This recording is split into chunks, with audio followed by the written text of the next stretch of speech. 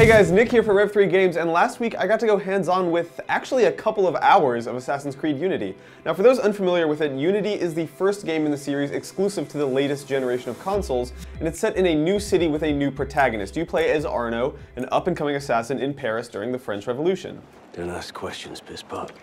So the very first thing you'll notice upon playing Unity is that it is insanely crowded. It feels like one of their primary goals in building this game was to ensure that the city felt a lot more realistically populated than in other open world games, and I think in a lot of ways they succeeded at that. There are people seriously everywhere in virtually every nook and cranny of the city at all times, like indoors, outdoors, in alleyways, just people running around everywhere. To hear them tell it, the original Assassin's Creed 1 topped out at 200 NPCs on screen at once, whereas Unity often has as many as 5,000 NPCs, and apparently there's one scene in the game that depicts 10,000 people, which I feel like I'm going to have to see before I believe it, but whatever.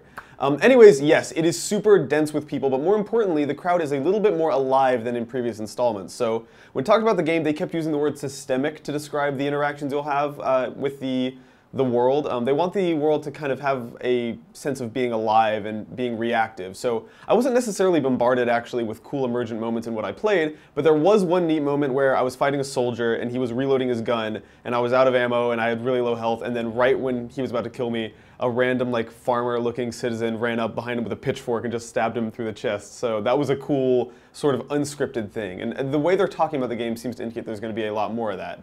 One of my colleagues actually, while playing the game, walked away from his station and forgot to pause, and when he came back a few minutes later, an all-out war had broken out between civilians and nobles, just right in front of him completely randomly, unprovoked, and we'll never know how that happened. And I love the idea of more sort of emergent stuff like that happening in AAA games. You can't really talk about Assassin's Creed without talking about parkour, and in that regard, Unity's most significant mechanical change is the addition of the free run down move. Now, if you've played past AC games, you're used to probably squeezing the right trigger and A simultaneously while running around to free run forward and vault over obstacles, and use that also to just ascend buildings. You basically use it for everything.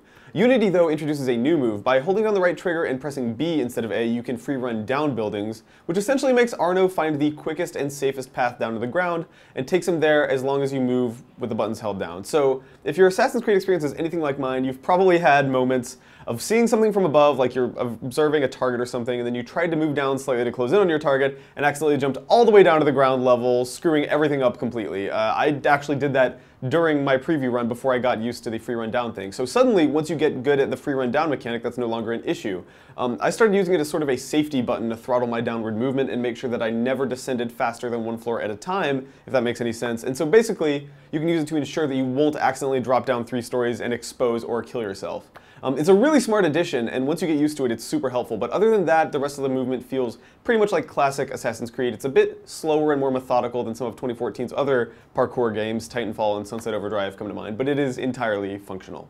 So the section of Assassin's Creed Unity that I had access to were sequences 3 and 4 from the single-player campaign, plus the open world, and Ubisoft says that these are the first missions that Arno undertakes as a full assassin. The game opens on the final stages of your training with a man who pretty much exclusively refers to you as Piss Pot, which is super charming, and then really quickly throws you into your first full assassination mission. Now, in talking to the developers, they made it clear that in a lot of ways they wanted to return to the classic mission structure of the very first Assassin's Creed, and that's pretty evident in what I played. The primary mission involved breaking into one of 10, or maybe even 11, I think there was one secret entrance, to this large church and murdering a noble who was inside. And there were a few different ways you could do it. You could find a stolen pair of keys, you could sneak in through an open window. The approach I actually took was to kill a priest guy nearby who worked in the church, then attempt to sort of post up in the church's confessional booth, wait for the dude, then murder the target when he stepped inside on some hitman type shit. But it actually didn't work out like that at all. I used the word attempted because what actually happened was way, way less elegant. I was above the target, he beat me to the confession booth, so I just jumped down on top of him and stabbed him to death right in front of all of his guards and somehow survived. So mission accomplished, I guess. So Ubisoft says that the original starting premise when they first set out to make this game 4 years ago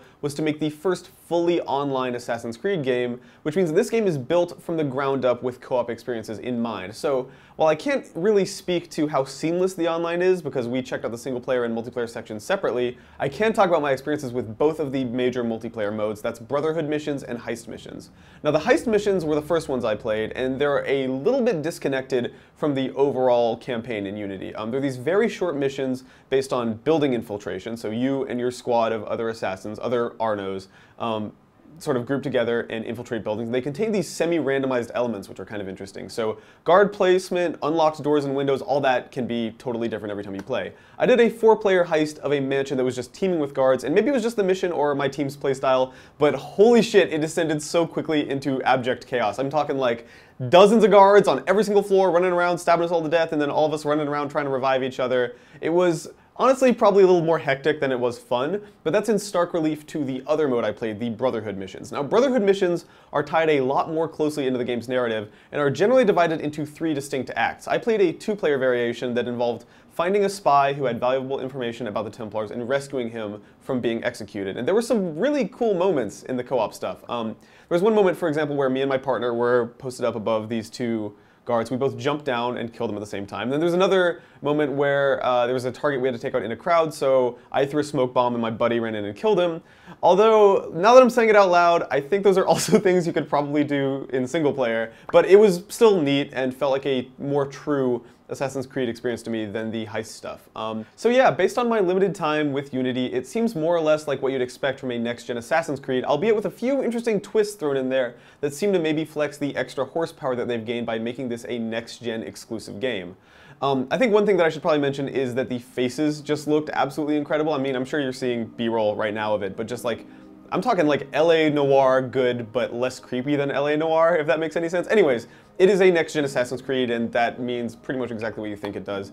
If you have any questions or anything, you can either leave them in the comments below and I'll answer them there, or talk to me on Twitter. I'm at Babylonian. There's a lot of stuff I didn't actually quite have time to get to in this preview because it's a really, really big game. But yeah, thank you guys for watching, and if you have any questions, I will answer them as best I can. See you next time. But to call Road Redemption simply a spiritual successor to Road Rash diminishes the splendor of what Road Redemption is. The beauty and the simplicity and all the wonderful things about it. Yeah.